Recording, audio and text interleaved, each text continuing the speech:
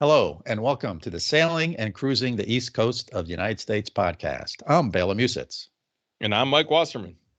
This is our podcast about sailing the East Coast of the United States. In some episodes, we will focus on passages and destinations. In other episodes, we'll talk about boats, equipment, and techniques. And when we come across an interesting person, we'll try to get them to be a guest on the show. But before we dive into this episode, we need to say a special thank you to our supporters. Several listeners have made a monthly financial contribution to supporting the podcast and help defray the cost of producing these episodes. And we now have a Patreon page, so supporting the podcast is super easy. Just go to patreon.com/sailingtheeast. And thank you again to all of our supporters. Yep, thanks, Bela. Now, I'm always excited to hear the big announcement. Who are we talking with on this episode?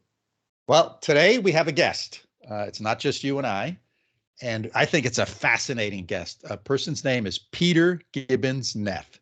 And Peter has entered the 2023 Mini-Transat race, Mike. And this is a race where sailors sail across the Atlantic Ocean. They start in France. They finish in Guadeloupe in the Caribbean on a 21-foot boat, and they do this solo. Wait, 21 feet across the ocean? Yeah. That's like the size of my desk. Yes. Unbelievable. Mike. How many miles is that? It's like 4,000 miles. They do stop in the Canary Islands. So they depart from France. They sail down to the Canaries, which I think is like 1,500 miles or so. Mm-hmm. And then from the Canaries to Guadeloupe in the Caribbean. So, it's to me, it's mind-boggling, right? It's just okay, but enough. Let's hear it from Peter's voice. So, all right, I think let's get right to it, Bela. Sounds good. Hello, Peter. Welcome to the podcast. Hey, Bela. Thanks for having me. Really appreciate it. Yeah, sure. I'm glad we could make the time to do this on your busy schedule. So let me ask you a question. If you're at a social event, so a non-work related social event, and you get introduced to someone, and after that introduction, they say to you, "Very nice to meet you, Peter. What do you do?" How do you answer that question? That's a great question. Definitely depends on the audience. I say I do a few things right now, but my main focus is I have a campaign to race across the Atlantic Ocean to raise awareness for US Patriot Sailing. So that's my main focus right now. And, I treat it like a job. I'm not getting paid for it, but it's definitely a full-time job right now. And then I'm also a reserve officer in the Marine Corps as well. So part of the year I spend putting the uniform back on, and I'm an intelligence officer in the Marine Corps Reserves. So that's really what I do. Okay. So tell us a little bit about this race. Peel that onion back a few more layers for us. Sure. So I'm getting ready to race in the Mini-Transat this September. And the Mini-Transat is a solo ocean race across the Atlantic Ocean. It's a 4,050 nautical mile long race in a 21-foot sailboat. And you're not out there by yourself. Well, there's times we don't see anyone, but it's with 90 boats, international boats, but from France across the Atlantic to Guadeloupe. So it's a really big French ocean race, mostly French. There's a few Spanish, Italians, and then a scattering of other people from around the world doing this race as well. But it's 90 boats. We're all 21 feet, part of the class of Mini 650. And that's essentially like a box rule type thing. And so it's 90 boats. And it's a big process to get to it, which I'm sure we'll get into all that as well. But yeah, that's the big race. Yeah. So does this happen every year, every other year? What's sort of the frequency? So it happens every other year. And it's been going on every other year since 1977. So it's not a new race. It's a time-tested, it's an established French solo ocean race. And it's important because, it's a really tough race to do. It's a really big accomplishment to do. But it's also one of the main feeder classes to the bigger level professional ocean racing on the French side of things as well. So a lot of people that do this race move up to the Figure 03 to the Class 40, and then the Mocha. If people that know about the Vendée Globe and things like that, a lot of those racers came from this class. I see. So Does it fill up every year? I mean, do they get 90 people? Is there a waiting list? Yeah, it's actually really, really hard to qualify, and it's been getting even harder the last couple of years. So going into this race, over 150 people pre-registered for those 90 spots. Wow. And so the signups started in January, and from the like that first moment, half the fleet was already essentially. So there's prototypes and series. I'm part of the series class. The series boats were already filled up. Right as the qualification or right as the registration period opened. So for most people, you have to do this to 2 to 3 years out to qualify, to do enough qualifying miles in the races over here. So yes, it fills up fast, and it's been filling up faster every year or every race cycle, and it's been harder and harder to get into. Holy smokes. So has it always been the same box rule for boats, or has there been bigger boats, smaller boats? No, it's always been the box rule. So it's 6.5 meters long by 3 meters wide. And so I'm part of the series class, which is the production boats. And so for that, it's a box rule within that. But then each production boat has to have at least 10 of those boats made to be eligible to race in this class. So my boat's a RG 650.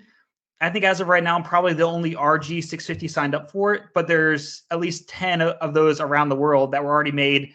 And they have to get inspected by the class at the boat builders and things like that. So that's the production boat. Fiberglass boats, aluminum rig, still high performance, big asymmetric spinnaker, big flat top main, running backstays, things like that. But definitely more controlled to help with the cost essentially. And then the other half of the fleet, the 90 boats, is the prototypes, which are strictly box rule. You can build a one-off prototype if you want. And those are carbon fiber, taller rig, canting keels, water ballast if you want it. And now even foils on them too. So they're starting to foil. So that's a lot more expensive, a lot more higher cost, a lot more developmental kind of focused.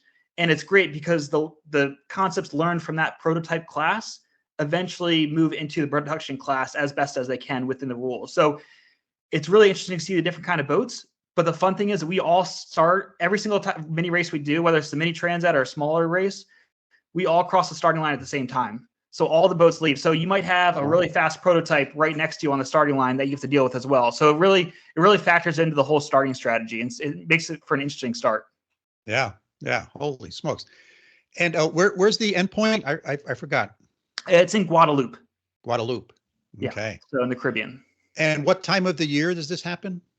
So it's a 2-stage race, but so the first stage starts in France on September 24th this year. And so we leave in end of September, and the first leg goes down to the Canaries, to Santa Cruz, Santa Cruz de la Palma, and so we stop there, rest, refit, fix anything that broke, and then a couple weeks later they actually restart the race, and then you do that second leg from the Canaries across the southern trade wind route to Guadeloupe, and so essentially the final scoring is done by combining the 2 times of both stages for the race.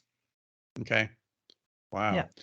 So, I think a lot of people talk about preparing boats and, provisioning and all that kind of stuff. And that's all very, very important. I want to talk a little bit more about sort of the mental preparation and sort of the physiology that's going on here, both kind of the anxiety before you start and then the anxiety at the start and sort of what all goes through that. So can you talk about that a little bit? Yeah. I mean, there's the mental aspect of it is huge. And it's funny, this whole campaign is focused on the Mini-Transat, that race, but so much of it leads up to it. I mean, I started this campaign, I bought the boat in September of 2020 and shipped it over to France. And I started this in the spring of 2021. And so since that time, the last 2 years, I've been thinking about this nonstop every day. Even if I'm not on the boat or sailing every day, I'm thinking about it every day. So when you think about like anxiety or the stress or everything that goes into building up to the Mini-Transat, it's a long process. And so that's definitely one big aspect. And, and not just sprinting through it and burning yourself out is a really important part. But then leading up to the race itself, there's a mix of boats that, wait till the last minute to get everything finished and prepped and all that kind of stuff. And there's boats fixing things, the day before the race or making improvements. And then there's other people that have planned it out a little bit farther ahead and, try to focus more on, getting rest before the race is really important. And then the weather study is super important going into it. But then there's also another aspect where you basically acknowledge that you will go through sleep deprivation in this race. Because every time you sleep or take a nap, you have to assume you're not sailing the boat to the maximum potential. And essentially, every time you put your head down to take a nap, someone might be passing you. Right. And then part of that's also, they might be, you don't want to hit another boat. You don't want to get hit by a ship. You don't want to run aground on the rocks. So there's so much that goes into it. But being prepared for that sleep deprivation is really important. But then also knowing what are your limits. Figuring out your limits is a really important part to doing some of these smaller races that lead up, across multiple seasons, learning yourself, learning your boat, and how long you can go without sleeping. I've hit that limit a few times, and now I know, okay, how close can I get to that again? And when I get to that, what do I need to back off? What do I need to do, whether it's to the boat or to myself, and how do I prepare for it? And I think that's been the most important lesson learned, because I've gone through times where I've started hallucinating, and I've gone through times where I just can't physically stay awake, and I'm waking up because I'm crash tacking, which is, not good. Not a good thing, right? Yeah. Luckily I have runners. So the boom slammed into the runner instead of my head, which is, a scary thought, but yeah, it's sometimes, when you get that sleep deprivation, it's so hard to stay awake when you get to that certain point. But now that I know where that point is, it's preparing for that moment, or for that situation. So for you, what are the warning signs that you're getting close to that point? What are the cues that you look for? I think part of it is you can tell your brain is starting to slow down. You're not able to think through decisions as fast, as quickly. Your body starts slowing down a little bit. It's really hard to stay awake when you should be staying awake. If you're driving, we use autopilot a lot, but you also try to drive when you can in certain conditions. And if you're falling asleep while you have the tiller in your hand, probably getting to that point. And so you can definitely feel your body starting to shut down, and knowing when you're getting to that before you get to that point. Because, there's some nights out there where you just know you're not going to be able to sleep. Right. So maybe it's, before a storm comes, try to bank some of that sleep, try to take some more naps during the day before the storm comes. So things like that. And just trying to establish, okay, how much sleep do I really need to get? Because there's some days out there where you might only get, maybe 2 hours of sleep that night, and understanding what that means, or maybe even less than that. I mean, the last race I did, I didn't sleep at all. It was just one overnight race. I didn't sleep at all and just pushed through the entire night. So I can do that, but can you do that 2 nights in a row or 3 nights in a row? And is that your first night at sea? You might be able to do that. Or is that day 8 or day 9 at sea, and you might not be able to push through that entire night? So absolutely. Yeah. Yeah. And so do you keep a daily log of number of hours, right? Because I know the times I need a lot of sleep. so when I love sleep, don't get me wrong. Yeah. I mean, I get all confused. I lose sense of time. I mean, I really get scrambled. So do you kind of keep a log, and how do you kind of track those things? So I don't necessarily keep a log, but I definitely stay in touch with that aspect of it. Now let me rephrase that. I keep a log for the boat, because that's actually required. Yeah. And the class actually spot checks afterwards. So when you finish a race, they spot check a few things to make sure you still have the required safety equipment, which gets sealed. You have safety water, survival water that gets sealed, your life raft, things like that. They even check to make sure you didn't move your batteries out of the way, because they started checking that as well, and they seal them. But they also check your logbook, or spot check the logbook, to make sure that you're doing regular logs of your position, the weather conditions, things like that. But in terms of writing it down, I don't actually normally write it down. But what I do is I definitely have a really loud alarm clock, and so I have a kitchen timer essentially, and I'll take a series of, I'll say like, okay, maybe let's say for the next hour, I'm going to go into a sleep cycle. Within that hour of sleep, I'm waking up every 10 to 12 minutes to look around, check the AIS, make sure there's no boats around, check the weather, make sure I don't need to, change course or to sail trim or things like that. So you're waking up every 10 to 12 minutes. So sometimes I'll write in there if I took like a sleep cycle, sometimes like that, but not all the time though. But you can definitely tell if you're getting enough sleep or not. Yeah. Yeah. So I think I read that you went to the Naval Academy. That's correct. and you're a Marine. Yep. And so how has that experience helped you prepare for something like this? I think it was another opportunity. Well, so a combination of things. So from the Naval Academy, I was on the offshore sailing team for 4 years. And that was a really great opportunity to further develop offshore sailing. I had a lot of great experiences with that. And, Annapolis, Newport race, Newport Bermuda race, things like that. So both from the sailing point of getting a boat ready to go offshore and racing offshore, from a, also leadership standpoint, that was a really great leadership laboratory, learning how to lead other people and, making those calls of, for safety and things like that, which, even though I'm not leading anyone else on this boat right now, I still have to make the same calls for myself. And risk management, I think that was a big part of it for the risk management. But then on the Marine side, a big part of it, again, risk management, but then also the sleep management part of it too. Because there's been, for the first year and a half of my time in the Marine Corps, I was going through training to be an intelligence officer, and that required a, go through the infantry officers course and go through that whole thing where we definitely went through sleep deprivation out there and a lot of late nights hiking and doing ranges and things like that, where, those are some of my first experiences of really going through sleep deprivation, but then also going on deployments, like back in 2014, I spent 9 months in Afghanistan on a deployment, and, you got to get over those 9 months, you got to get sleep sometimes. So you got to learn. And I remember my first boss during that time was telling me, hey, my last intel officer, he used to sleep on a sleeping pad underneath the desk for his entire deployment. So I expect the same thing from you. And it's like, oh gosh, like what did I get myself into? This is gonna be a long, long 9 months. But so there's definitely a lot of skills from the military, from the Naval Academy that have definitely carried over. And I think I definitely had to also relearn some of them because I didn't go offshore sailing for about 10 years leading up to all of this whole campaign.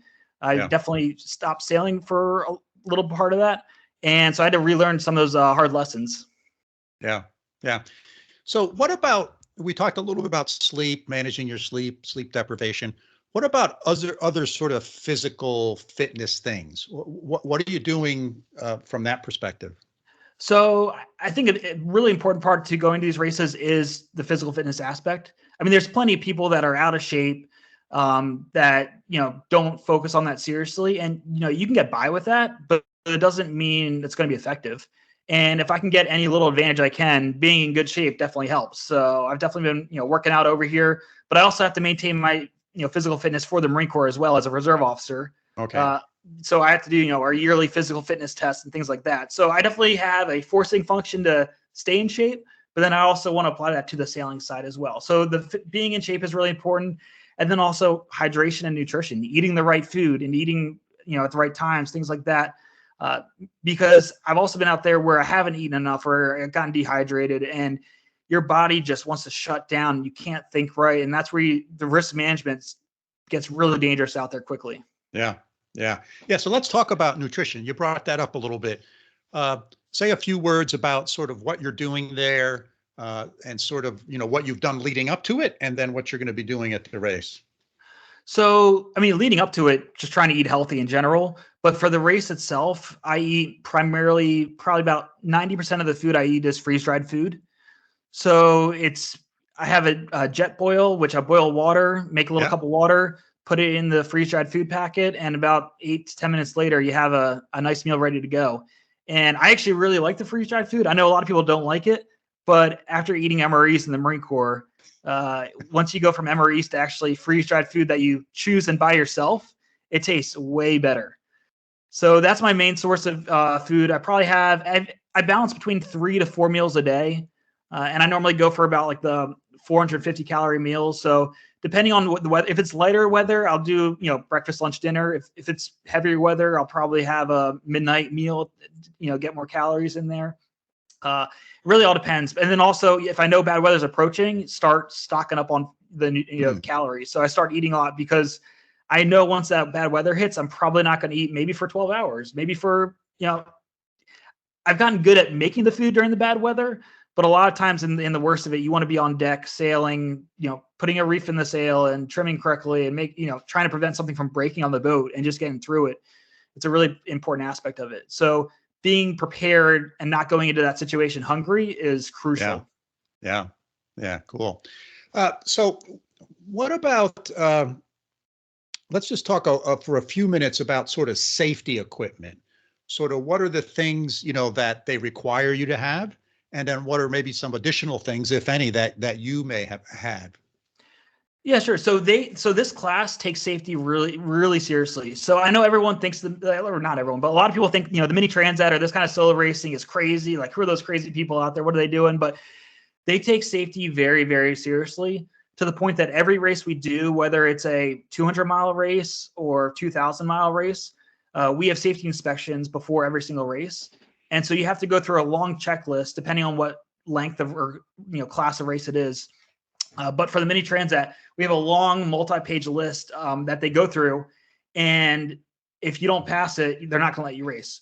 And they go through everything from life raft, flares, ditch bags, survival water, food, things like that. So it is a very substantial list, and we have everything that you might take for a Newport Bermuda race and more. So, for instance, we have to have a certain the type of life raft has to be the approved life raft for going offshore. So, I have a large 4-man life raft for my little 21-foot boat, which is pretty big in the back of that thing. Yeah. But it's because it has to have all that additional food and water within the life raft so that you can survive on it for however long you might need to. So they take safety very seriously, and we have, we have a lot of safety equipment on the boat. I think the big difference, though, on these boats is every time we tack, jibe, the wind increases, decreases, we are shifting the weight all around the boat. So every piece of safety equipment I have, food, water, clothes, all of that, I'm shifting from either side of the boat every single time I tack or jibe, which I think is a lot different than some of the bigger boats you have. The only thing you can't move really is the life raft and the batteries. But other than that, you can essentially move everything in the boat. So doing a tack is really a lot of work. Oh, absolutely. Yeah. So, and you got to place it, trying to place it as far outboard and maybe center of the boat or farther back, depending if you're going upwind or downwind. In the light air, we push everything all the way forward, trying to get the stern out of the water. And so, as the wind speed changes, you got to move the weight down below. So yeah, absolutely. There's a lot that goes into it. Oh, wow. Yeah. I never thought of that you would be doing something like that. And so when you're short tacking, you think about, you're burning calories, energy. Yeah. It takes a lot of energy to tack and to jibe these boats and move everything around. And what's the routing like? Is it basically left up to each individual sailor? Are there certain marks you have to go around, or is it start line and take the rum line straight into the where you're trying to go? So for the Mini-Transat, it's generally going to be the start and finish line. There will be some places that you have to avoid. So traffic separation schemes, for instance, around Cape Finisterre, things like that. They have no-go areas. And that's pretty similar for the races out here too. So for some more of like the coastal offshore races we have in France, you might have a couple marks you got to go around, or islands. But for the Mini-Transat itself, it's pretty left open. And to put it in perspective, last year, the big race, the off-year race, is from France to the Azores and back, 2 stages. And going from the Azores back to France, that was a 1,300-mile long race. Halfway through it, the fleet had a 500-mile lateral separation. Wow. So boats were off Cape Finisterre, off Spain, and other boats were up on the same latitude as Ireland. So when you think about leaving the routing up, you can go just about anywhere you want to go as long as you make it to the finish line. Yeah. Okay. So I assume people have weather routers and people who have a land-based crew that helps them with these decisions. So some people, you can have people help you with that ahead of time before the race. A lot of people, but it's also the whole point of a big part of this class is learning those skills yourself. So sure, you could pay a weather router if you want to, but you also got to really understand the weather yourself because you're out there by yourself. But the big difference between this race and a lot of the other races is we are not allowed to have any sort of satellite communications. We can't have a laptop on board. So we're not running Expedition. We're not downloading grid files. So you can do all that. You can, I pull down grid files. I run routing before the races. But once you cross the starting line, you don't have any of that. To the point where you turn your cell phone into the race committee and they give you your phone back at the finish line. Really? What other race do you do that, right? Wow. So that's interesting, right? So you can have AIS, so you can have some modern technology. You have to have AIS. Yeah, they require that. And so you can see the boats around you within VHF range, but you can't have any sort, you're not seeing the big fleet, you're not seeing the big picture. You're not downloading satellite data or anything like that. Yeah, but you're not getting a getting weather any- forecast from the race committee from the single sideband radio. Oh, okay, so they do a daily or twice a day Yeah. weather forecast. Yeah, so And they'll do a that's daily weather forecast, and they'll kind of give big grids of, and they give you the basically the grid format ahead of time, and so you can, and they basically list out different grids. But they'll give you the weather forecast for that center point of that box essentially, but the boxes might be 100, 200 miles apart from each other, so it's a pretty big difference. But they'll tell you where the center of the high, the center of the low, where the ridge is, where the cold front's coming, but it's pretty broad. I mean, they'll say, hey, there's a cold front that's, there's a low pressure system off of Dublin, and the cold front's going from Ireland down to Spain, to this center point or something like that. So they try to explain it to you, and you have to write everything down, try to record it if you can on a recorder, replay it 10 times to get it all. And then you're essentially drawing out the weather forecast of what they explained on your chart every single day, trying to interpret. That's the big thing, is interpreting what they're telling you. So that's a big aspect of it. So you are the weather router. Oh, absolutely. Yeah. And that's why you could pay a weather router ahead of time, but when you're out there doing the race, you have to do it yourself. Yeah. But most people aren't paying other people to do the routing, or they'll have coaches, like groups together that they'll get similar routing ahead of time. But when you're out there, you're doing it all yourself. Yeah. And everybody gets the same weather briefing. Yes. Got it. And so and it's great because they do one in French and one in English every day, well, that's good. That really helps. Yes. Otherwise you're there with your French to English dictionary trying to figure this out.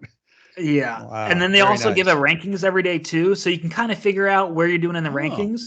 But it was pretty wild because that last race from the Azores back to France, when the boats are 500 miles apart from each other, one day you might be in 10th place. The next day you're in 60th place. And then the next day you're in 12th place, because the latitude, or the lateral distance was so far that it was really hard for them to do the rankings for that one.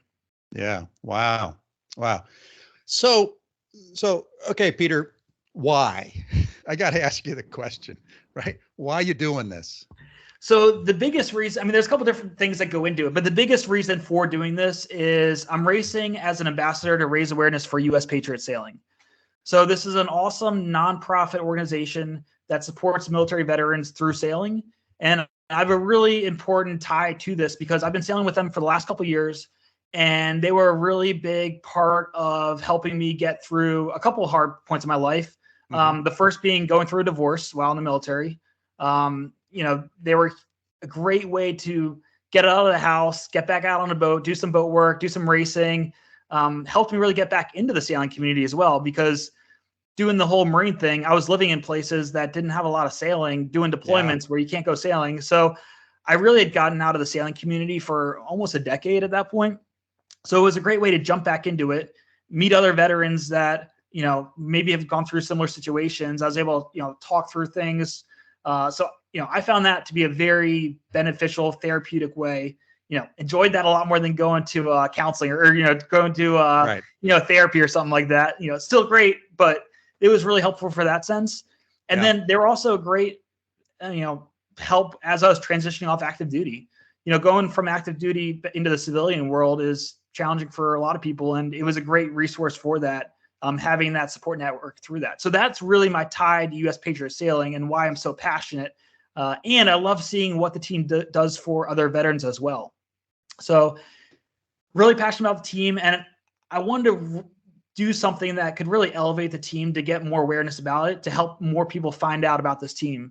Because I'd been sailing with them for a couple of years at that point, and there were still plenty of people that even I knew that had no idea what this team was about or who they were or anything. And so, just sailing with the team wasn't enough to raise the level, to spread the word about the team.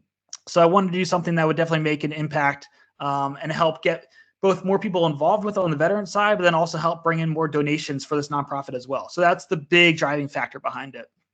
Got it. And so what's your sort of ultimate hope here? What's the best result? I don't mean from a race perspective, but I mean just from an outcome for all of your motivations, both for you personally and for US Patriot Sailing. What's sort of the thing you're hoping for here? I race hard every time I'm out there. I'm going to be competitive out there, try my best out there. But the ultimate goal is to represent the team and complete the race in an honorable way. So as of right now, I'm the only American fully qualified for this race. So really representing essentially the country as well on the international racing stage there. But then do it in a, honorable and professional way and, make a good name for us in this French, ocean racing scene. So, and then when I finish the race, my plan is to actually sail the boat back up to Annapolis over that winter and spring. And so bring the boat back to Annapolis and be able to share the boat and the experiences with the other veterans from the team as well. So I really can't wait to have that boat back there and be able to take veterans out there and show them, hey, this is the boat I raced across the Atlantic Ocean on. Let's go sailing today, or let's go for a race on it today. Yeah. Yeah. Oh, that sounds wonderful. So is US Patriot Sailing based in Annapolis? So it's a national level nonprofit, and it was started originally down in Norfolk, Virginia. And then the Annapolis team started. So right now we have a couple different main areas. So one team is in Annapolis, Maryland. We just started up a new team last year in Solomons, Maryland. There's another team that's been around for a couple of years out in San Diego, California. And then we're also in the process right now of standing up a team out in Seattle, Washington. So national level team, and we just have different chapters around. So I personally have only really sailed with the Annapolis chapter in both Annapolis and then also Baltimore as well, because we have a couple boats in Annapolis, but then we also sail out of Downtown Sailing Center on the J22s out of Baltimore Harbor there. Yeah. So when you say team, you guys are doing competitive sailing with US Patriot Sailing? Yeah. So the main focus is on racing. We definitely do plenty of, training days. So if veterans out there listening, we're not always doing racing. We have plenty of training opportunities, practice, learn how to sail. We also, there's some delivery options too, but the main focus really is that competitive racing. And at the end of the day, it doesn't matter how the team does out on the race course. Like, sure, everyone wants to win, but that's not always going to happen. But the aspect of the racing is such an important part because, one, it pushes people outside of the comfort zone in a beneficial way. Yeah. And then it provides new, experiences, different experiences that they might not get beyond the cruising. Cruising's great. It's very relaxing, things like that. But some people might need the next challenge or the next thing to really learn. It's, racing's a whole other skill to learn beyond sailing. So it's a really great platform for that. And, the team provides all the gear. So foul weather gear, life jackets, things like that, sailing gloves, helmet, if you want to wear a helmet out there, things like that. But and you don't have to just show up for a practice day to learn how to sail. We'll teach you how to sail from day one on the race course. So, the ideal world is you have a couple of people that know what they're doing, and then you have a couple of new people that are starting to learn. Sure. Yeah. But to put it in perspective, I was skippering the J109 this past winter in Annapolis in the AYC Frostbite series. And it was me and I had two other people on the boat that had really just learned how to race earlier that year. And I think it was maybe their third time out on the boat. And the three of us were able to, race that boat non-spin just fine around the race course. So it's all about, taking everything slow and talking through everything ahead of time, anticipating. That's a really big part of it. It's just anticipating when you're working with some of the newer sailors to this. Sure. And talking them through it. But the value that they get out of that racing and being on the race course, even for a relaxing, frostbite race that isn't going, the big championship event or anything like that, but being out there with other boats on the starting line or seeing other boats out there as you're trying to get past that one next boat, it really gives them these smaller, tangible goals that they can really latch onto and then grow throughout that with the team. And if people want to sign up for, one event a year, they can, or if they want to come out every single week during the summertime, there's Wednesday night racing, Friday night racing, weekend racing. So when I first joined the team before COVID had shut everything down, I think I was sailing anywhere from 2 to 4 days a week with the team.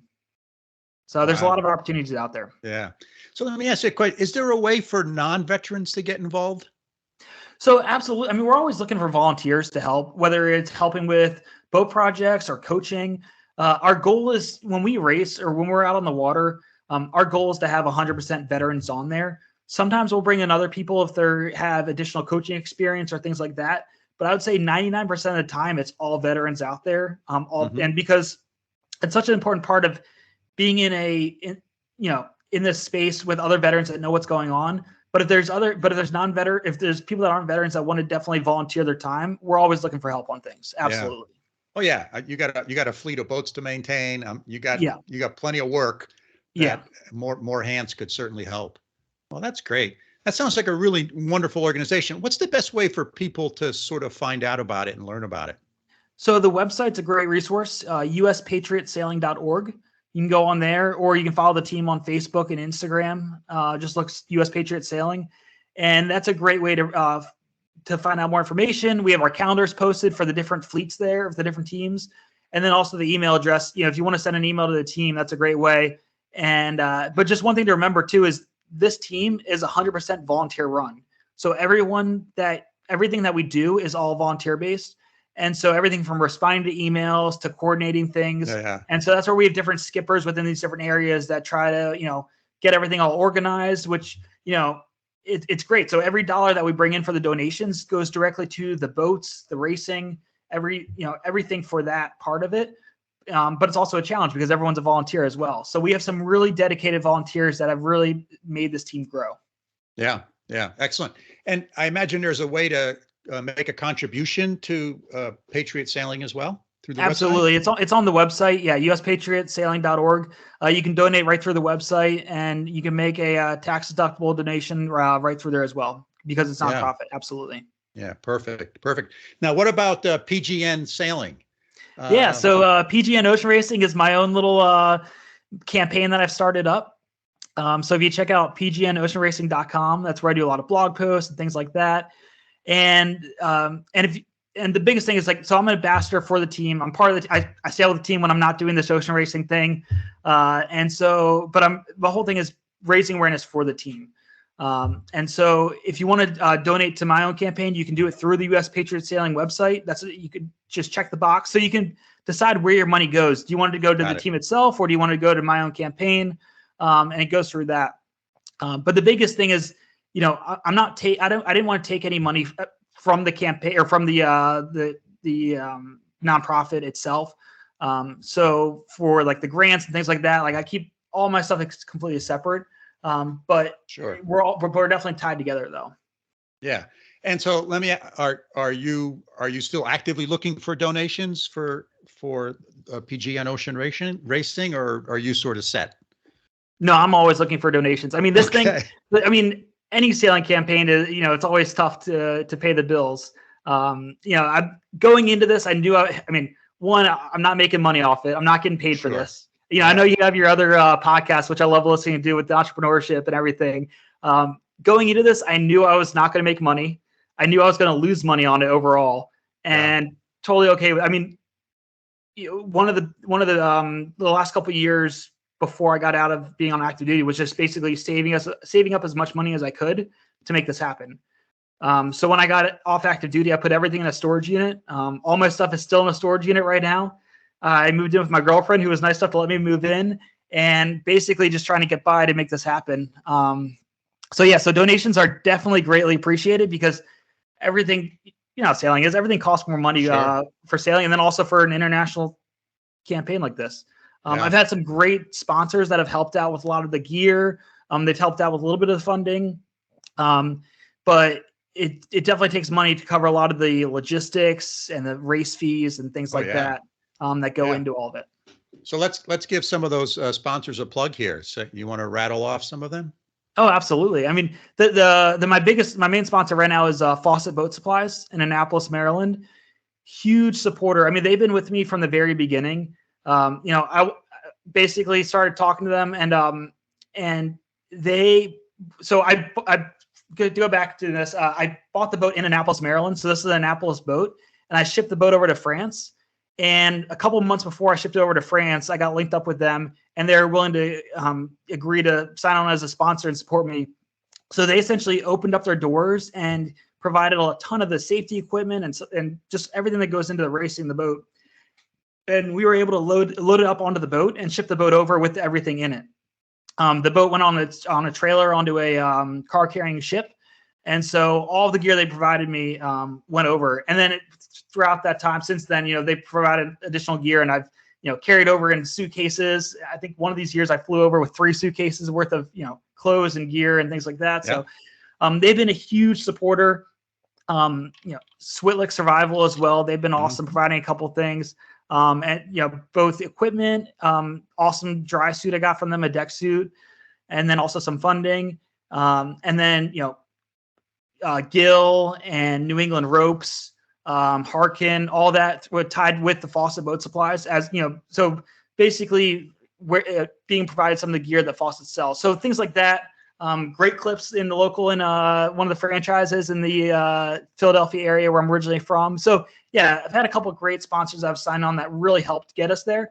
And then another big part of that is through donations along the way over the last couple of years. Yeah.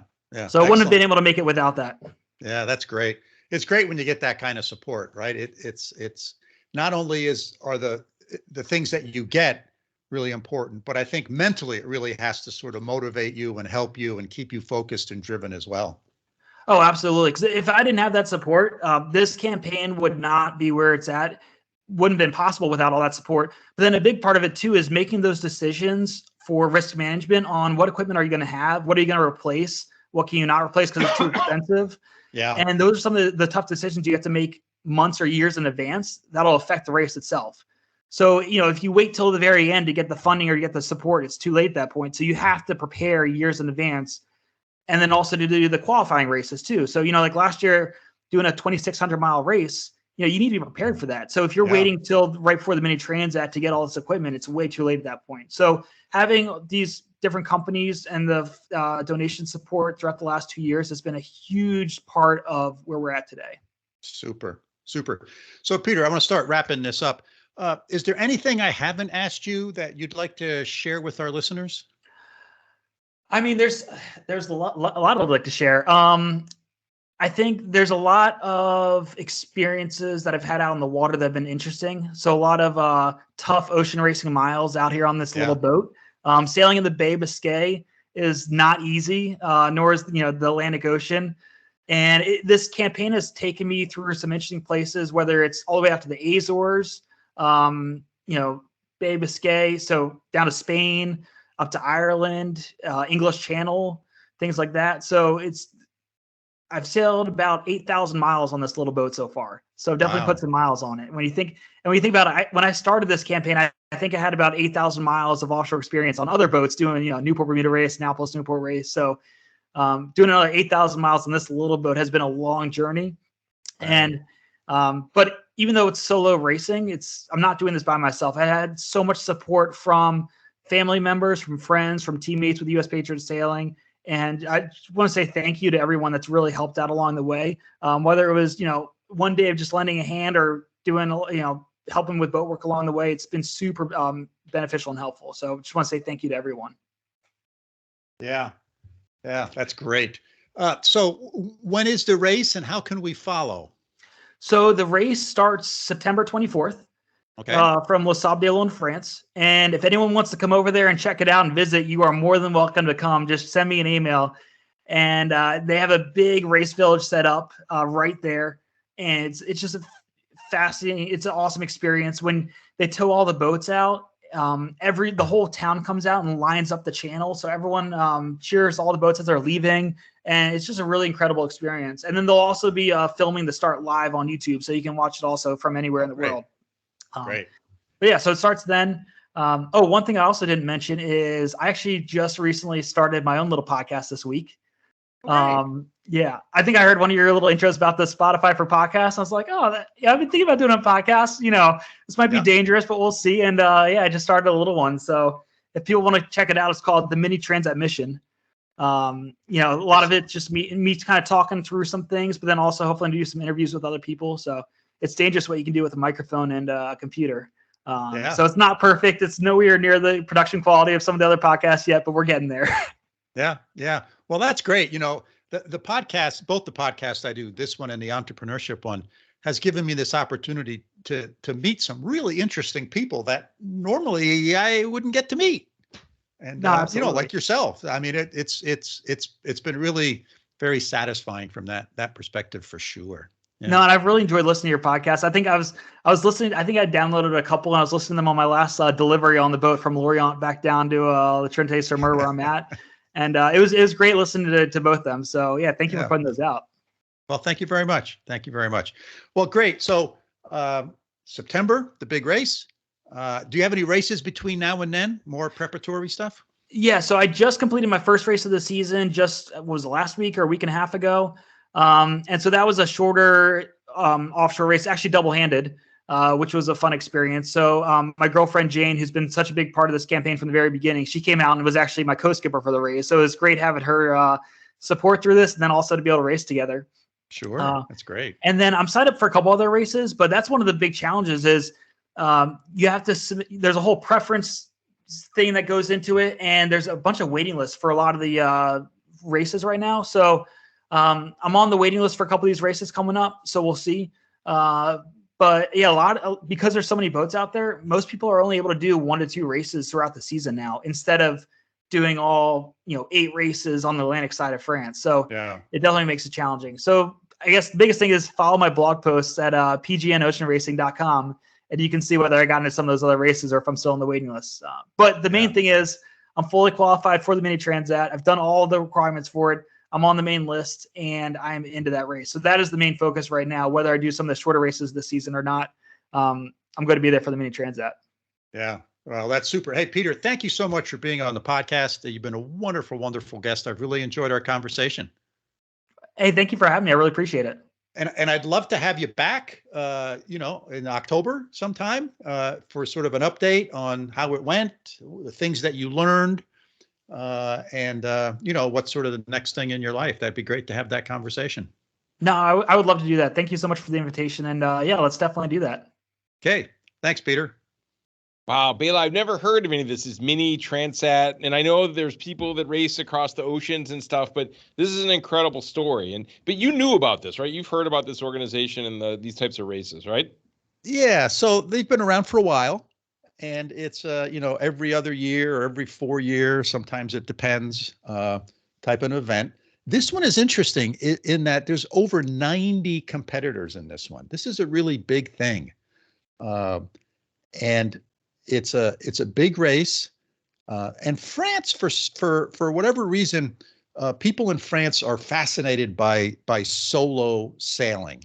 So a lot of the entrants are French, because they just have this big fascination, and they put a lot of energy into that. So it's been around for a while. It's a big race. It doesn't get a lot of. You're not going to see it on a 6 o'clock evening news, right? But it's if you're all the marine magazines and the sailing magazines, of course, will cover it with vigor. The other interesting thing about this is that Peter, as we heard from the interview with him, he's doing this in support of US Patriot Sailing. So Peter's a veteran, right? He went to Annapolis.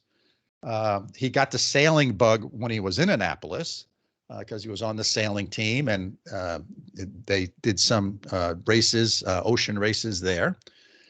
And US Patriot Sailing is an organization that basically helps veterans reacclimate into society. And the way they do this is through sailing. So they provide sailing programs where they get veterans together, and they can do that competitively if they want. And when you're on a sailboat, it requires teamwork. It requires working together. There's a sense of accomplishment. Like I just get the boat back to the dock, and I feel a sense of accomplishment. I didn't hit anything, and I made it back safe. So I think it's really cool that he's doing it for that. And it's interesting, as you may know, Mike. I also like to fly fish, and fly fishing has a similar program. It's called Healing Waters. And it's the same idea where they take veterans out and they introduce them to fly fishing, and sort of, the things that various different hobbies and sports bring to individuals. And, it's all veterans, and they kind of get together and they can bond and do all those types of things. So my hat's off to Peter, for doing this as fundamentally a volunteer and doing it in support of US Patriot Sailing. Yeah, I totally agree, Bela. I mean, when I was younger, I just thought, oh, sailing is something that kind of rich people do. And then the more I've gotten to know people, because, it takes a lot of money to have a boat and a marina and all this stuff, it adds up, right? But I also have met a lot of middle-class people that sail too. But I think anything where you have a cause where you're exposing some of the real benefits of sailing to maybe people who would not normally even think that there's an opportunity for them is a great thing, and I think that supporting a great cause like this is fantastic. And I think tying it in with sailing is just a really cool idea. But just the whole idea of this crossing the ocean race, to me, is a little bit mind-boggling. What do you think are kind of the biggest challenges for something like this? If one of our listeners wanted to say, hey, I never really thought about doing something like this, but I really like the idea of trying this. What are the challenges? I think part of the challenges are mental. Mm-hmm. You sort of, right? You're going to be out there for 2-3 weeks by yourself. So you have to be comfortable with that. So I think that's certainly a big piece of it. Doing anything solo, right? If you hike the Appalachian Trail solo, you're going to you'll certainly run into a lot more people on the Appalachian Trail hiking solo than you will sailing across the Atlantic Ocean solo. But you have to get into that sort of mindset. You have to be comfortable with that and have, this is probably not the right way to say it, but I describe it as hermit-like tendencies. Right? You sort of have to be comfortable in that space. I think that's one big thing. And I think that then there's the whole sort of notion of the skills necessary to do this. I mean, you're out there by yourself. Something breaks, you sort of have to figure out what you're gonna. No one's coming. There's nobody coming. The Coast Guard helicopter only has a range of about 150 miles, I think it is. So if you're more than 150 miles away from shore, they're not coming. Maybe a ship will divert to you, but that might take a couple days. So you have to figure out how to be really self-sufficient in so many ways, not just mentally and physically, but with your equipment and all that kind of stuff. You have to have plan A, you have to have plan B, you have to have plan C, you have to have a lot of redundancy in things. And I think the third big thing, it'd probably be number one for me, is sleep deprivation. And I can remember on the couple of the long passages I've done, one from Florida up to Newport and one from Halifax, Nova Scotia to Baltimore. I can remember whenever I had, and there was 3 people on the boat, on both of those boats, including myself. Whenever I had the opportunity to take a nap or to snooze, I would, because you never know when you have to stay up for a long period of time. So you don't want to be in a sleep deficit. And certainly when you're by yourself, I mean, I just don't know how they manage sleep. That's always been one challenge, because you sort of have to be on watch. You don't want to hit something, right? And you can have various different systems, but you can only see so far. And those big ships actually go pretty fast.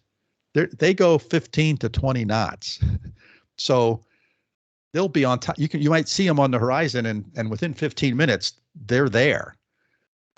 So people sleep in these 20-minute increments, and they pop up, they look around, and they go back and take a nap. And on these boats, they can have some technology, so they can have some technology that can help them manage those situations. But you get in the middle of a storm, you can't sleep because the boat's rocking and rolling and crazy. And everyone knows, it's well documented, when sleep deprivation kicks in, you make bad decisions. And that's when people get in trouble. So to me, those are sort of a couple of big things. Interesting. And then the motivation is interesting, right? There's no cash prize. This is fascinating to me. What's the motivation, right? It's got to be personal, right? It's just a personal goal. Intrinsic, right? Why do people climb mountains? There's no pot of gold at the top, right?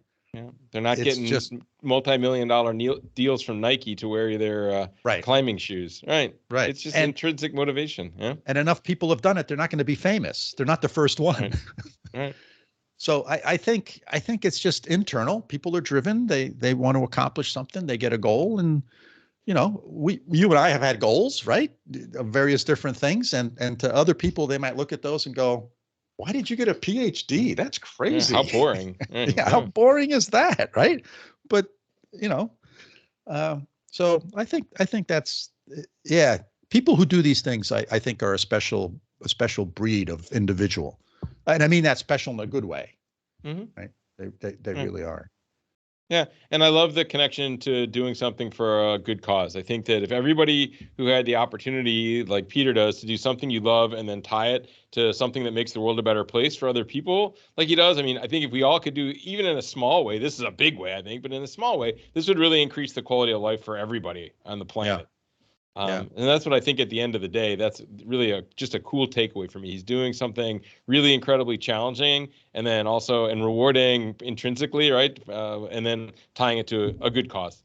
Yeah. Fantastic. And these events, and there's a lot of sailing events like this and other extreme sport things, I'll call them, where you just can't enter. I mean, you and I can't enter.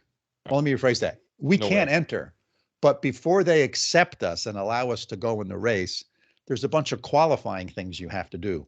So Peter talked about this, right? He had to do several long, multi-day solo sails out in the ocean to demonstrate that, yes, indeed, he knows what he's doing. Because from the organizer's perspective, what's the worst thing that can happen in one of these things, right? Right, somebody dies, right? Somebody like you and me enters, and we don't know what we're doing, and we get into big trouble. Right. Yep. So there is sort of a sorting mechanism that makes sure that people are skilled and prepared and they know what they're doing and they're serious about it in order to do these races.